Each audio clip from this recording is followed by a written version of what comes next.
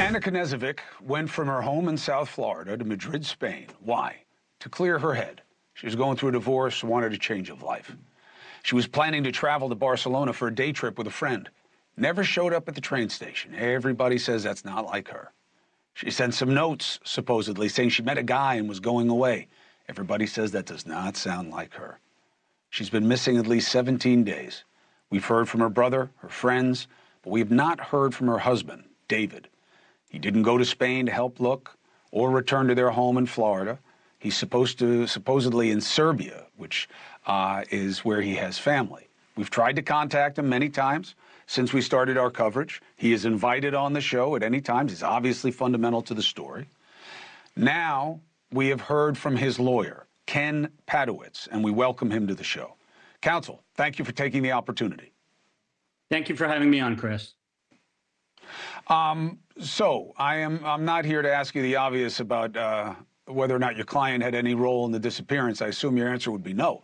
What is his explanation for his relative absence of the proceedings since she's gone missing?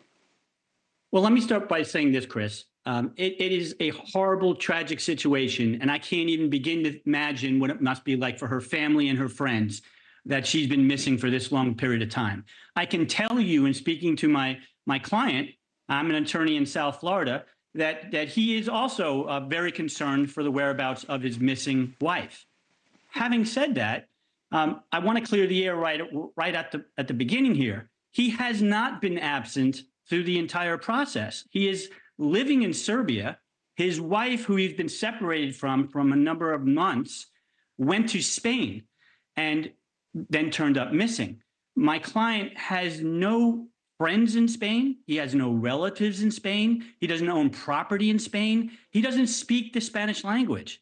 So for him to be expected to all of a sudden fly to another country that he hasn't been in and to attempt to do something there doesn't seem very productive. What he has been doing is he's been in touch with authorities. He's spoken to the police in Spain a number of times. I have returned and reached out to the FBI here in the United States and let them know that we are available to aid in any way.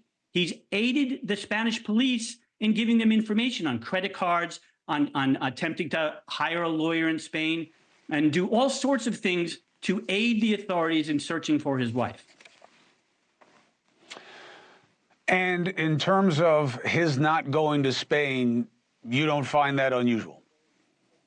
Listen, I think it's a very personal matter. They were separated now for approximately 4 months. They were in the process of working amicably together to sell off their properties. There is no bad divorce. A divorce requires attorneys, and it's a legal process. They had not even hired lawyers. In fact, they were talking amongst themselves about hiring one lawyer to handle the divorce. So it was an amicable situation.